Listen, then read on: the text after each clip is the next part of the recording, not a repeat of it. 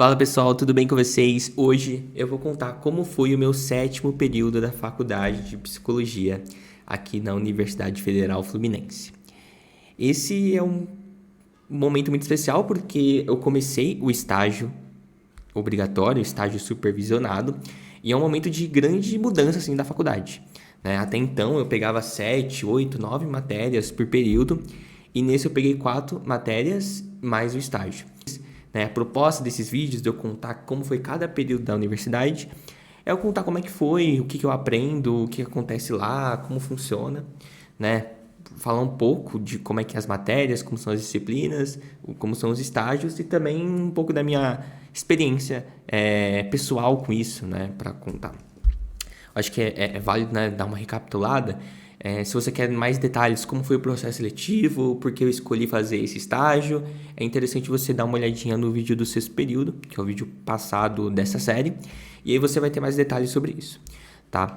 Então, eu vou começar falando do estágio, que foi de psicologia do esporte. Só pra você ter ideia de carga horária, acho que isso é algo interessante também de falar. Acho que mais ou menos, eu acho que são 16 horas que você tem que se dedicar ao estágio. Seja 8 horas de estudo, aula, supervisões e 8 horas de aula prática e tudo mais. É claro que vai depender de estágio. Alguns ultrapassam muito essa carga horária, outros bem menos, né? Então vai depender muito. E assim, é o seguinte, eu tinha supervisão 2 vezes na semana, com 2 horas, né? E era bem intensa essas supervisões. A supervisão, ela é feita em grupo, então o meu grupo de estágio tinha 10 pessoas, mais ou menos.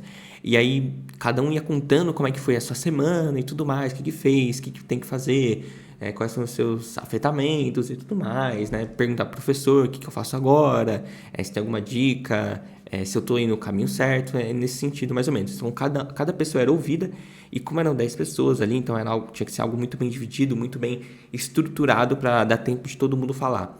E é claro também que o professor ele disponibilizava tirar dúvida no WhatsApp e tudo mais para você ter um bom aparato, né? Acho que isso é muito interessante do estágio, que você vai entrar na prática, você vai ali atuar na área que você escolheu e você vai ter esse suporte que é muito necessário, que é o da supervisão.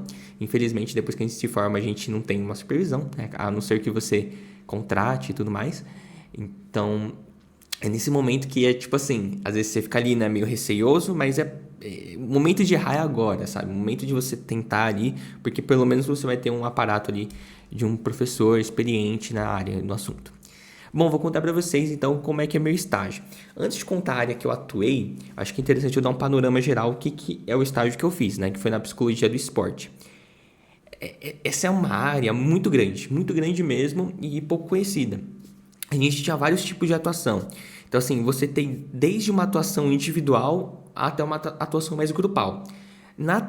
Um atendimento mais individual, a gente fazia de forma online, né, pelo Google Meet e tal, assim, todas as questões ali de ser um atendimento online, e específico para atletas ou pessoas praticantes de atividade física. É muito interessante, tá, mas beleza, como é que você rolava essa atuação? A gente utilizava mais uma abordagem da terapia cognitivo-comportamental e era mais focado, eu vou dar um exemplo, né, um exemplo fictício.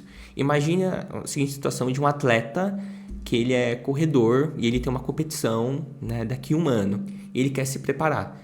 É interessante, o atleta ele vai querer comer bem, comer os melhores alimentos possíveis, vai querer treinar, ter os melhores treinadores, os melhores equipamentos, a melhor calçado, vai se preparar o máximo possível e também vai se preparar não só fisicamente como também mentalmente, né? Então alguns atletas vão procurar ali um auxílio psicológico para conseguir atingir, né, a alta performance. Ou também, às vezes, um atleta tem um transtorno psicológico e vai procurar terapia. Ou também um atleta só quer fazer terapia porque o atleta não é só praticar atividade física, também tem sua vida pessoal, seus problemas e tudo mais. Então tem várias possibilidades. A gente acaba focando um pouco mais nessa questão do atleta, da alta performance, das competições e auxiliar nele nesse processo. Né? Também tem sintoma, não, um caso muito comum, né, que é, por exemplo, transição de carreira. Então, um atleta ali que passou a vida inteira se dedicando àquele esporte e chegou um momento que teve que parar, seja por lesão, seja por idade mesmo, ou por não estar gostando mais. A gente tem casos recentes sobre isso, de um atleta do ciclismo também, que era um grande campeão brasileiro e resolveu parar. E esse processo de transição de carreira é um processo, às vezes, muito doloroso e é importante ali o papel do terapeuta, do psicoterapeuta nesse processo. Então, beleza, tinha essa área de atendimento individual. Aí você tem outras áreas, passando bem rapidamente, né? A gente tinha uma atuação em grupos de atlética, então a faculdade tinha uma atlética e aí tinha vôlei masculino, feminino, basquete, handball, futsal, e aí tinha as equipes, essas equipes iam competir fora também, em outros estados, e tinha essa preparação mental ali para os atletas. Então, o que o psicólogo do esporte pode fazer nisso? É atuar questão de grupo, porque onde tem gente, tem treta, sabe? Então, trabalhar com grupos é algo bem complicado, é algo bem desafiador. Então, você trabalhar essa questão do coesão grupal, do grupo tá bem, também trabalhar a questão da ansiedade, né? O objetivo não é deixar o atleta calmo na hora da competição, mas sim, não é esse ponto. O ponto é deixar ele concentrado, focado, dele conseguir atingir essa alta performance, de chegar lá e falar, olha, eu consegui extrair o máximo do meu desempenho nesse dia. Então esse é o ponto, né? Você conseguir ali conduzir.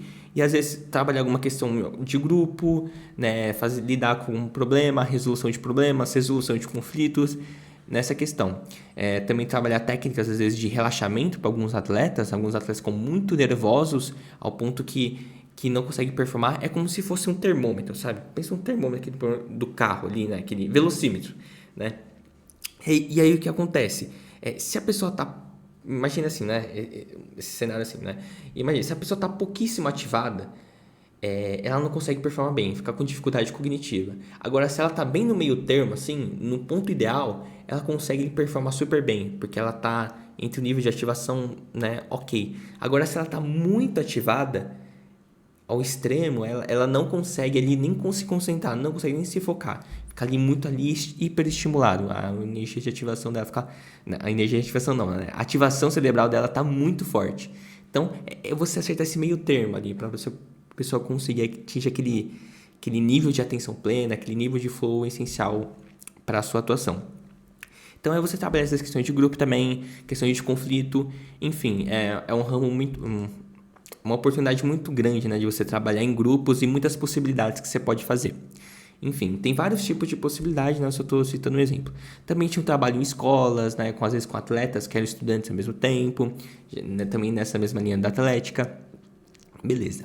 Tinha atuação também em cursinhos pré-vestibulares, ajudando os estudantes com práticas meditativas, práticas de respiração para conseguir manter a calma. Que a gente sabe, né, que nos estudos também a gente precisa estar acordado, estar atento, estar desperto, mas não muito ao ponto de conseguir nem se concentrar de tão ativado tá, e nem tão pouco ao ponto de ficar com muito sono. Então é atingir aquela medida certa, sabe? Nenhum extremo é interessante. E as práticas meditativas podem auxiliar nisso. Como também tinha outro que a gente fazia um estágio em outra universidade, né? Que lá tinha atletas com deficiência e esses atletas com deficiência competiam, né? Eles já chegaram a competir em Dubai, vão competir agora no Paraguai, muito interessante. E esses atletas tinham também, né, um espaço para os estagiários de psicologia. Tinha vários estagiários lá, tinha de educação física e também tinha os de psicologia que atuavam também nessa questão. Então, como é que a gente trabalhou lá? Inclusive, esse foi uma das áreas que eu atuei. Eu atuei em 2 áreas. Esse foi uma das áreas que eu atuei, que foi... Eu trabalhei especificamente com a equipe de bocha. Pessoal, eu peguei aqui umas imagens aqui para vocês verem, né, como é que é o jogo de bocha. É basicamente... Deixa eu pegar uma imagem legal. Tá vendo essa bolinha aqui central? É o seguinte, o objetivo dela, né, é você aproximar essa bola aqui o mais próximo dessa bolinha central. Então, sei lá, tem o time vermelho e o time verde. E aí, por exemplo, o time vermelho ganhou porque esse aqui tá mais próximo. É basicamente assim, né? É claro que tem outras regras, outras questões ali que vão deixar o jogo mais complexo, mas é basicamente isso. Aí tem um sistema de pontuação e beleza. E aí, beleza. Aí, então, tinha esse time que ele ia para competir e eu tentava trabalhar essas questões, né? Como é que o atleta lidava com isso, com a questão de campeonato, de jogar fora, de se ficava nervoso ou não, trabalhar questões de relaxamento, de como é que eu vou me acalmar em momentos de crise, momentos de estar ali mais ativado, né? Como é que eu consigo me concentrar mais, porque é um esporte que precisa de concentração, precisa de um foco ali para você conseguir atingir uma boa performance, como qualquer outro outra atividade física também, né? E aí você vai trabalhar essas questões. Também tem outros protocolos da própria psicologia do esporte, que é feito para você treinar habilidades que você vai utilizar no dia. Então é meio que você se juntar ali de várias técnicas do pessoal da fisioterapia, da atividade física, da educação física, quer dizer, e juntar tudo isso e conseguir ali fazer um bom trabalho, sabe? Então é basicamente isso. E aí tinha outras modalidades também, os outros estagiários trabalhavam com natação, futebol, vôlei, etc. E aí todo mundo trabalhando junto ali nessa equipe, né? Cada um com uma modalidade específica. E aí o que a gente tinha que fazer, possibilidades ali, a gente sempre conversava com o professor e ele nos orientava ali na supervisão quais são as melhores estratégias com essa questão. Foi um estágio muito desafiador, porque a psicologia do esporte ela é bem consolidada, porém ainda a gente vê que não tem tantos campos de atuação, não tem muitos clubes às vezes não aderem, né? Apesar de que muitos clubes olímpicos já aderem à psicologia do esporte, alguns não. Também, especificamente no cenário da psicologia com deficiência, esse área de estudo, ela é muito... tem pouquíssimo resquício. Então, às vezes, tem um estudo com uma equipe de vôlei, um estudo com uma equipe de natação. E é muito complicado. E também a deficiência ela é muito ampla. Então, você tem uma deficiência, por exemplo, física, certo? Sei lá, a pessoa tem uma questão de mobilidade, algum ponto assim. Você tem a deficiência intelectual, e aí entra vários tipos de deficiência intelectual. E aí cada uma vai ter sua especificidade, cada uma vai ter a sua questão. Então, assim, isso torna tudo muito complexo. E por curiosidade, naquelas competições que esses atletas participavam, como eles estavam lidando muito com a questão de não promover a exclusão de pessoas que já são excluídas, sabe? Então, muitas vezes, em alguns campeonatos, quem era classificado não era o melhor jogador, o atleta que tinha melhor desempenho. Em si, era feito um sorteio, né? Para tentar ali, de certa forma, tornar um processo um pouco mais justo, assim, e não ficar tanto focado no mérito próprio. E lá eu tive muitos desafios no sentido de que isso me deixou bem ali, me tirou bastante da zona assim, de conforto, no sentido de colocou à prova muitas questões que a gente aprendia na faculdade, que a gente aprendia em cursos e sei lá o quê, que muitas vezes a gente tinha como tranquilo de se fazer e chega nesse cenário se torna um pouco mais difícil. Vou te dar um exemplo. Perguntas que tinha em anamnese, né? Que a anamnese é quando você tem o primeiro contato com a pessoa e aí você vai coletando dados, né? Qual que é o seu nome, quem é, o que você faz da vida, como é a sua rotina, você tem alguma questão, algum problema de ansiedade, depressão, enfim, a anamnese pode ir para vários tipos de caminhos, né? E algumas perguntas, tipo assim, como é a sua rotina, o que você fez antes de estar aqui no dia. Às vezes as pessoas tinham muita dificuldade de responder isso. E aí isso em determinar vários tipos de questionamentos que eram feitos durante a anamnese. Então, o que você sente quando faz tal coisa? O que passa na sua cabeça no dia de campeonato? E essas perguntas, às vezes, para um atleta, já vai exigir um esforço, mas ele pensando ali, consegue desenvolver, consegue ali me dar ferramentas ali para conseguir trabalhar. Para as pessoas com deficiência, em alguns tipos de deficiência específico, essa era uma pergunta extremamente difícil. Uma pergunta ali que a gente não conseguia coletar dados assim tão interessantes para conseguir trabalhar. E aí ficava, né? Nossa, na teoria diz uma coisa, porém aqui na prática eu não consigo.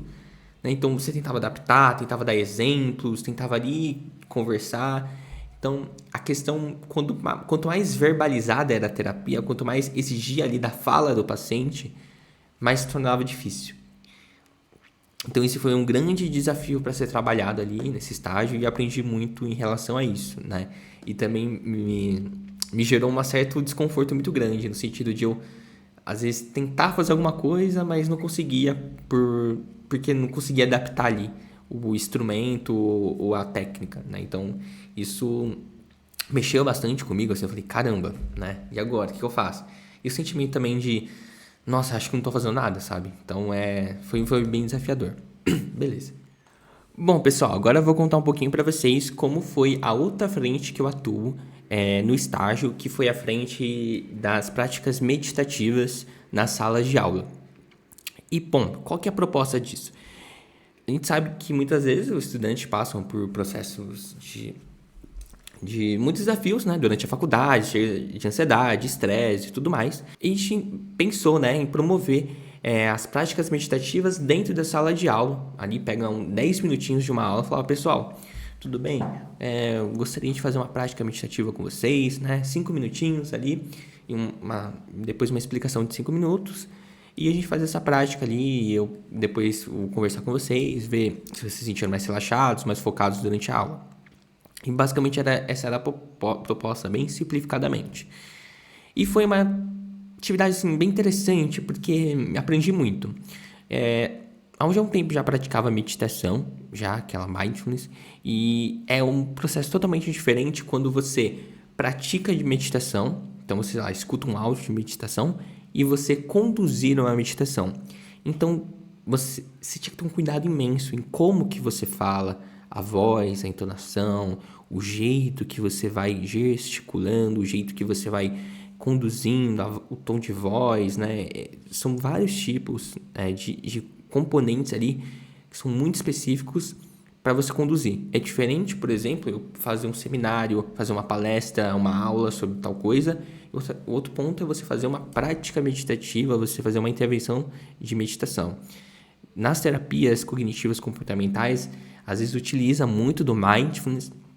Eu achei muito interessante porque eu consegui praticar essa aplicação, né, que não é nem um pouco simples assim, né? Então você tem que mudar muito, principalmente se você tem um estilo de comunicação, você tem que mudar totalmente esse estilo de comunicação. E eu achei que foi um aprendizado muito grande assim esse processo.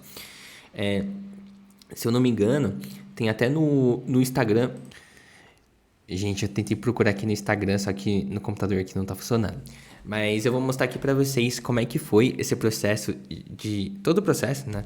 Foi basicamente assim, a gente teve uma ideia, eu e minha amiga, a Letícia, a gente tava... bolou esse projeto juntos. E era basicamente assim, a gente criou tipo um relatório não, um protocolo, assim, de como seria feito. Então, no primeiro dia... Então, eu peguei uma turma, né? Eu peguei uma turma específica e eu fiz, eu acho que 5, 6, 7 encontros com eles. E aí eu teve que sistematizar isso. Olha, eu vou utilizar as meditações feitas pelo protocolo X de Mindfulness, pelo livro Y lá. E aí, na primeira sessão, no primeiro encontro, eu faço tal coisa, no segundo encontro tal, terceiro encontro tal meditação, quarto, quinto, sexto.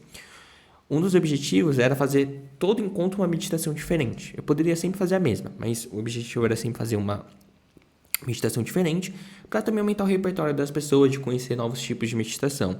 E aí, sempre quando eu chegava, eu tinha que fazer todo um preparo. Então, eu chegava na sala, falava, oi pessoal, tudo bem? Né? Apagava as luzes, tentava trazer um pouco mais de calma, de tranquilidade, né? Tentava não chegar tão animado, eufórico, assim, né? Eu sou meio expressivo, assim, animado. Então, eu tentava reduzir tudo isso, né? Conversava com o pessoal, fazer primeiro assim, quebra-gelo e tudo mais, e depois começava. E aí, antes de tudo, o professor falava pra gente ler as meditações, decorá-las na medida do possível e fazer um vídeo falando, né? Fazer um vídeo ali pro professor ver se tá tudo bem. Eu vou até reproduzir um vídeo aqui, só para vocês terem ideia de... Esse foi um dos vídeos que eu fiz, né? E aqui, vou ver se aparece o áudio. Olá, essa é a meditação de 3 minutos.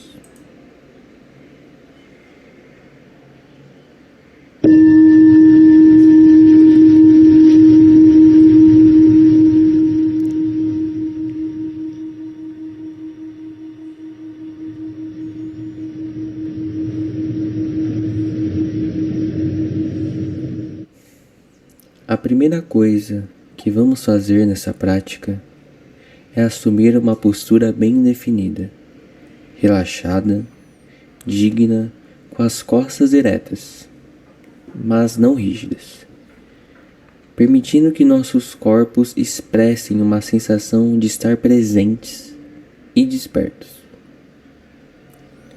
Agora, feche os olhos.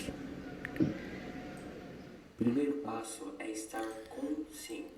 Bom, gente, acho que deu pra ter uma ideia, basicamente. E aí eu faço essa meditação E aí, cada meditação eu tinha que gravar ali, mandar pro professor, ele ver se tá ok, fazer algumas correções. Muito interessante que esse professor, ele tinha uma boa experiência com práticas meditativas, yoga e tudo mais.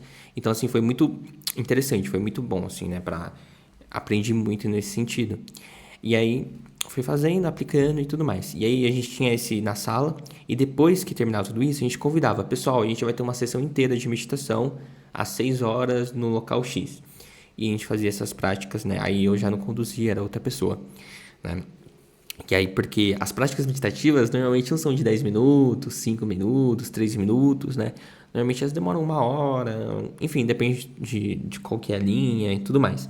E aí são várias técnicas, né? Então tem uma técnica de respiração, outra técnica de foco na respiração diafragmática, escaneamento corporal, enfim, atenção aos sons, a respiração, enfim, tem várias práticas que você vai aplicando uma associativa à outra, e aí você consegue ali, digamos assim, uma sessão inteira ali, é bem interessante o processo, e é bem diferente do que uma prática breve de 5, 10 minutos.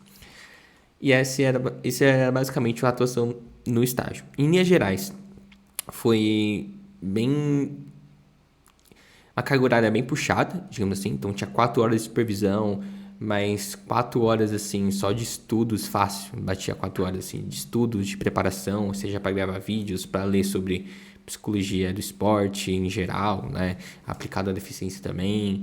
Então, foi algo...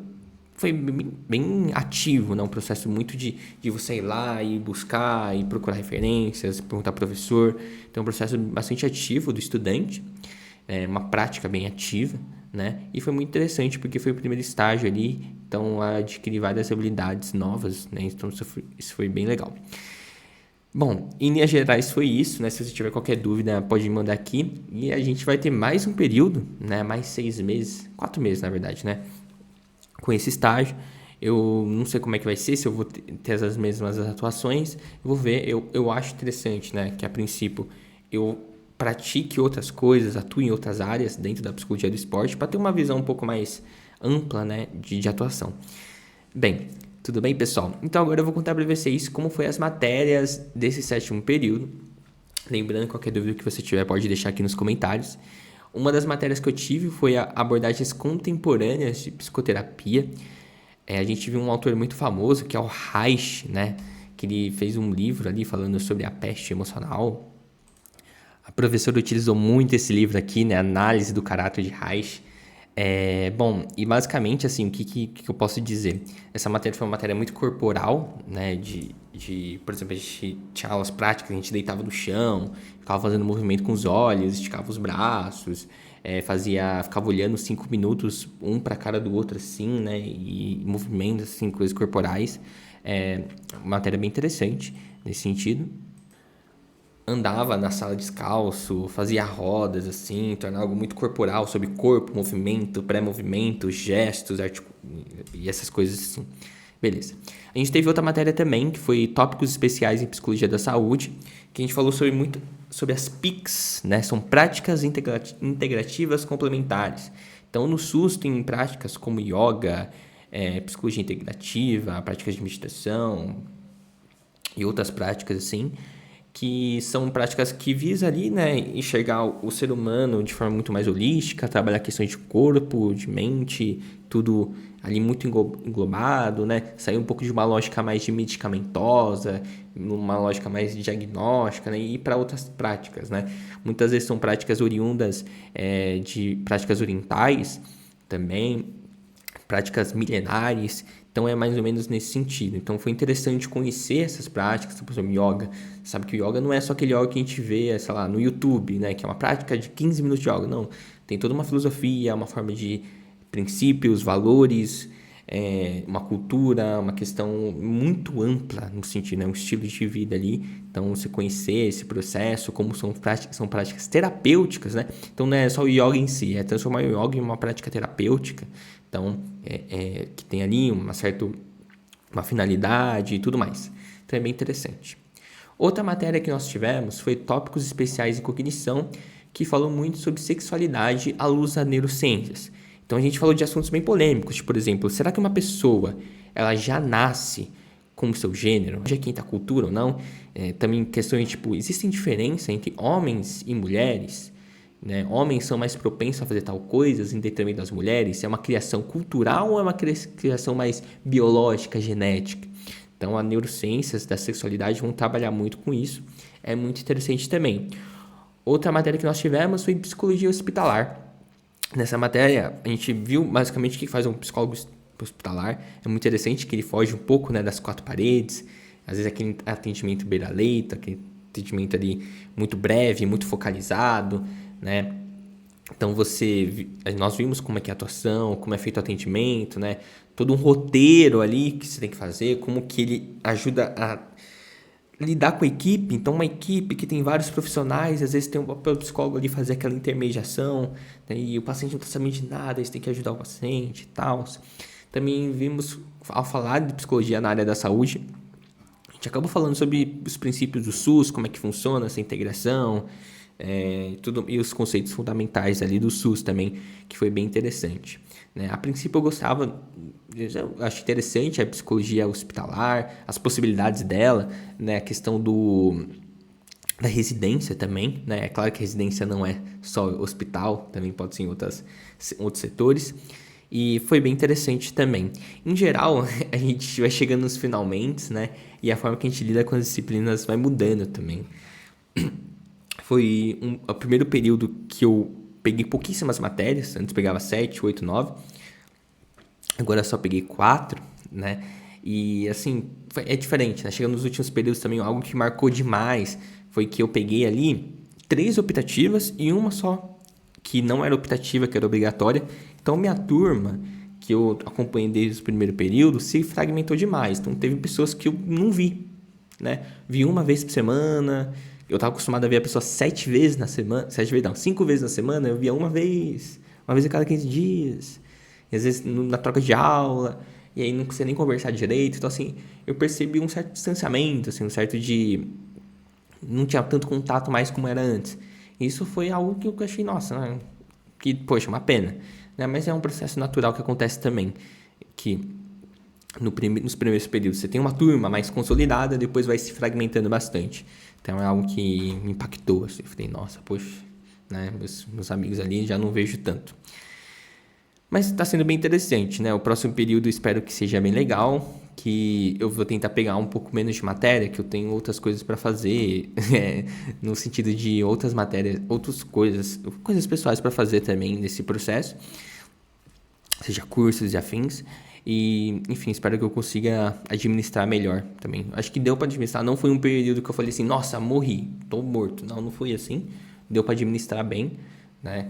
As coisas com calma, não foi uma carga horária tão puxada, porém eu tive que abrir mão de muitas coisas também, pessoais, né, para conseguir dar conta. Então eu queria ter focado mais no YouTube, em leituras pessoais, assim, não deu para focar tanto, eu tive que ficar mais focado na faculdade, né, e deu bom assim, mas com o custo de não poder me dedicar a tantas coisas pessoais, como por exemplo a série no YouTube que eu fiz de psicopatologia. Você viu que nos meses primeiros eu consegui manter bem, depois ficou bem fragmentado, né?